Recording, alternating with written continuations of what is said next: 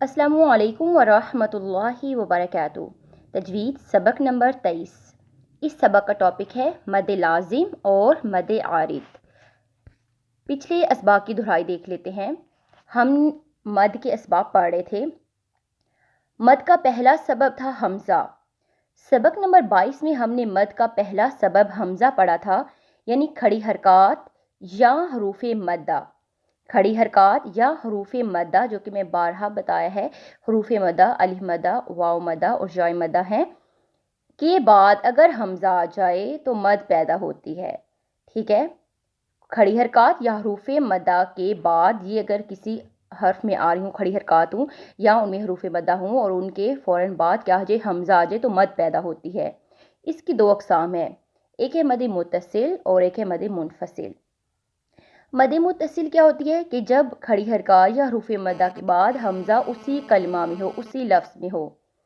ठीक है, और मद मुनफसिल क्या है कि जब खड़ी हरकत या हरूफ मद्दा के बाद हमज़ा अगले लफ्ज़ में आ जाए, नेक्स्ट कलमा में आए, यानी फ़ौरन जो आगे वाला कलमा है उसमें आ जाए, तो वहाँ पे क्या होगा, मद मुनफसिल होगी। मद का दूसरा सबब है सुकून और साथ में हम पढ़ेंगे तशदीद। मद का दूसरा सबब सुकून और तशदीद है। अच्छा, शद भी बेसिकली जब एक हर्फ दो बार आ रहा होता है, एक बार साकिन होता है और एक बार जो है वो हरकत के साथ होता है, तो क्या होता है कि वो वहाँ पर शद डाल दी जाती है। ठीक है, फिर उसके बाद उसके ऊपर हरकत डाल दी जाती है। जैसे रब्बा अगर हम कहें तो बा एक बार साकिन है, एक बार बा के ऊपर ज़बर है, तो यहाँ पर बेसिकली ये तशदीद भी सुकून ही था, जिसको हमने एक मिला लिखने के लिए इसको शद बना दिया। तो मद का दूसरा सबब सुकून और तशदीद है। हरूफ मद्दा के बाद सुकून यानी जज़म वाला हर्फ आ जाए या फिर तशदीद, ठीक है, आ जाए, तो भी मद पैदा होती है। यह अब आपने चीज़ ज़हन में रखनी है कि हरूफ मद्दा अलिफ मद्दा वाव मद्दा या मद्दा के बाद अगर सुकून यानी जज़म वाला हर्फ या फिर तशदीद यानी शद वाला हर्फ आ जाए, तो भी मद होगी। ठीक है, इसके अंदर भी हम दो अक़साम पढ़ेंगे, एक है मद लाजिम और एक है मद आरिद। ठीक है, हम मद फ़रई पढ़ हैं और मद फ़रई की दो हमने पढ़ी, मद मुनफसिल मद मुत्तसिल। तीसरी इसकी किस्म है मद लाजिम और चौथी किस्म है मद आरिद। मद लाजिम देखते हैं। हरूफ मद्दा या खड़ी हरकत के बाद सुकून जज़म वाला हर्फ आ जाए और वो सुकून असली हो या तशदीद आ जाए। अच्छा, सुकून असली क्या है कि उसके ऊपर हमने वो खुद से सुकून नहीं लगाया हुआ। ठीक है, आगे हम सुकून आर्जी भी देखेंगे तो आपको पता चल जाएगा। जो सुकून आर्जी होता है वो खुद से लगाया जाता है। मिसाल के तौर पर किसी भी लफ्ज़ को हम साकिन करने के लिए हम पढ़ते हैं, ठीक है, वो जो सुकून हम लगाते हैं उसको हम सुकून आर्जी कहते हैं। ठीक है, अब सुकून असली की जो मिसाल है वो हम देख लेते हैं। यहाँ पर हमज़ा है, हमज़ा के ऊपर खड़ी ज़बर है। हमने पढ़ा है कि खड़ी हरकत या हरूफ मद्दा के बाद सुकून असली आ जाए। ठीक है, हरूफ मद्दा या खड़ी हरकत के बाद अगले हर्फ पर जो सुकून आ जाए, सुकून असली यानी जज़म आ जाए, तो वो क्या होगा, वहाँ पर मद होगी। जैसे अल आना, ठीक है, इसको हम खींच के पढ़ेंगे, इस पे ऊपर मद आ रही है।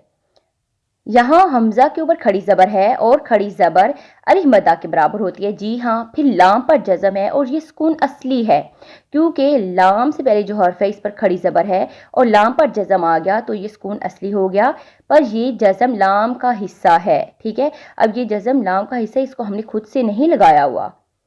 अगर ये जज़म लाम पर थोड़ी देर के लिए आती तो ये सुकून असली नहीं होता, यानी अगर इसको खुद लगाया जाता, वक्फ करने के लिए लगाया जाता है। अभी आगे हम सुकून आर्जी पढ़ेंगे तो आपको इन दोनों में फ़र्क ज़्यादा से अच्छे से समझ आएगा। सुकून असली होगा, ठीक है, खड़ी हरकत या हरूफ मद्दा के बाद आने वाले हर्फ पर सुकून असली होगा, तो वहाँ पर क्या होगी, मद होगी, मद लाजिम होगी।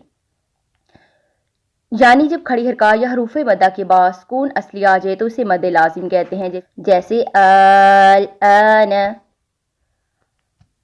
कुछ इंपॉर्टेंट जो पॉइंट्स हैं वो देखते हैं।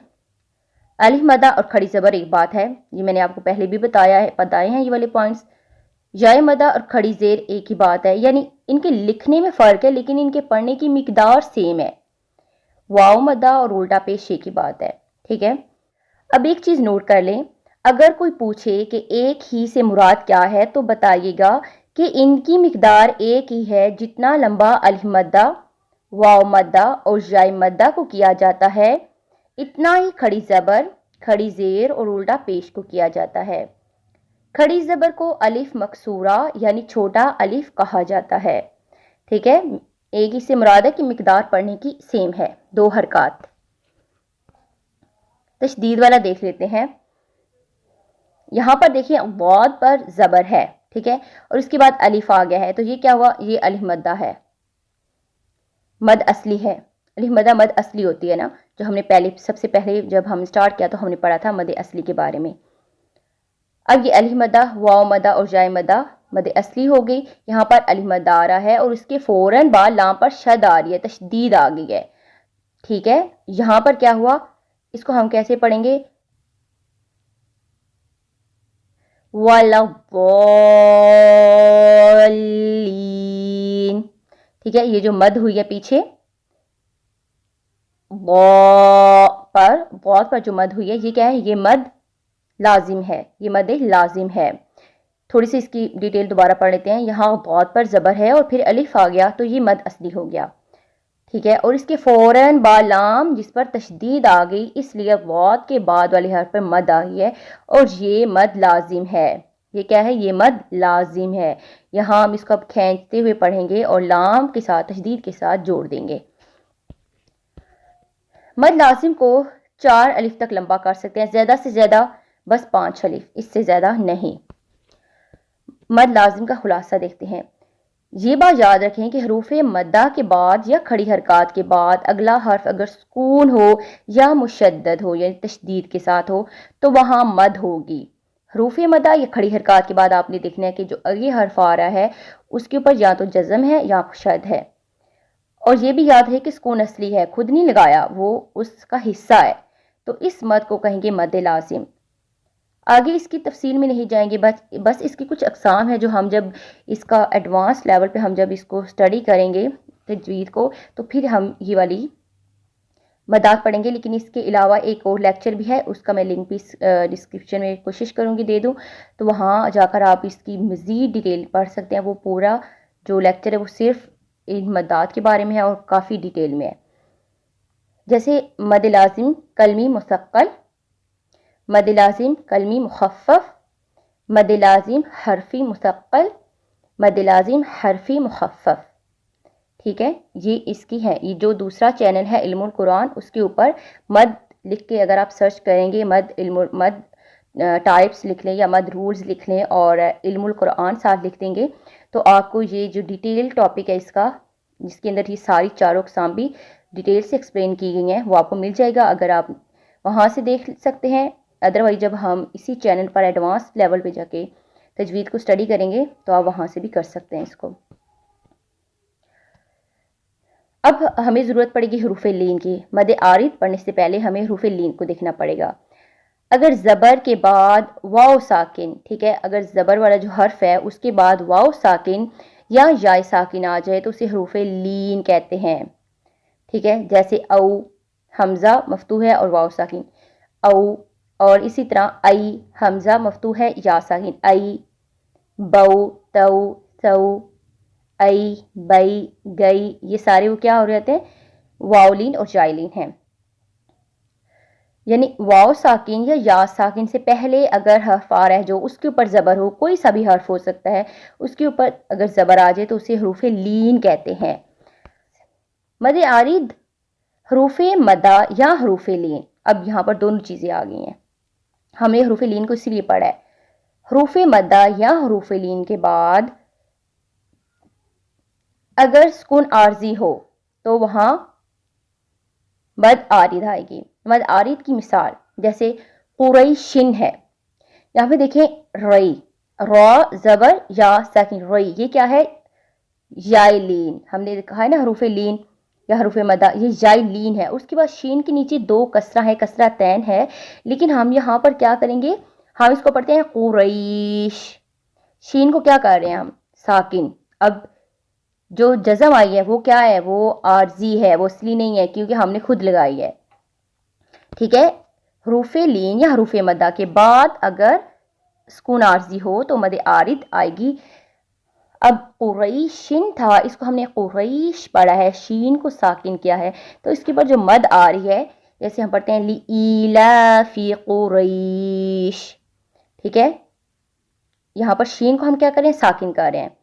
اس مثال میں قریشن کے را پر زبر ہے اور یا ساکن ہے، تو یہ حرف لین ہو گیا، یعنی جائلین ہو گیا، اور شین پر 2 زیر ہیں، پر ابھی ہم اس پر جزم لگا کر پڑھیں گے کیونکہ آیات مکمل ہو رہی ہیں تو وقف کرنا ہے، یعنی وقف کرنے کے لیے ہم شین کو ساکن کر رہے ہیں، تو یہ جو ساکن ہم لگا رہے ہیں، یہ جو جزم ہم لگا رہے ہیں، یہ عارضی ہے، تو اس لیے اس کو ہم مد عارض کہتے ہیں۔ وقف کرنے کے لیے ہم نے شین پر جزم لگا دیا تو یہ مد عارض ہو گئی۔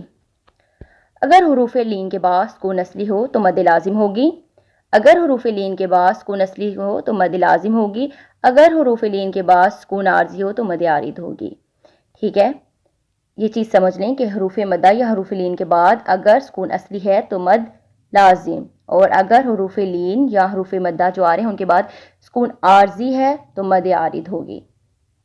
مد کے اسباب ہم نے دیکھے، حمزہ دیکھا ہم نے، ٹھیک ہے، سکون یعنی جزم والا حرف دیکھا، حمزہ ہم نے پیچھے دیکھا تھا مد منفصل اور مد متصل میں، ٹھیک ہے، پھر سکون اور تشدید میں ہم نے دیکھا مد لازم اور مد عارض۔ بس یہ یاد رکھے کہ حمزہ سکون جو ہوتا ہے، حمزہ سکون اور تشدید سے پہلے اگر حروف مدہ یا کھڑی حرکات آئے گئیں تو وہاں پر مد آ جائے گی، حمزہ سکون اور تشدید سے پہلے اگر حروف مدہ یا کھڑی حرکات آ گئی تو وہاں مد آ جائے گی۔ یہ مد کا ٹاپک کچھ مشکل ہے، جتنی گہرائی میں جائیں گے اتنی الجھن ہوگی، اس لیے جتنا آسان ہو سکتا تھا اسے ویسے سمجھایا ہے۔ اللہ پاک ہمیں صحیح پڑھنے کی توفیق عطا فرمائے، آمین یا رب العالمین۔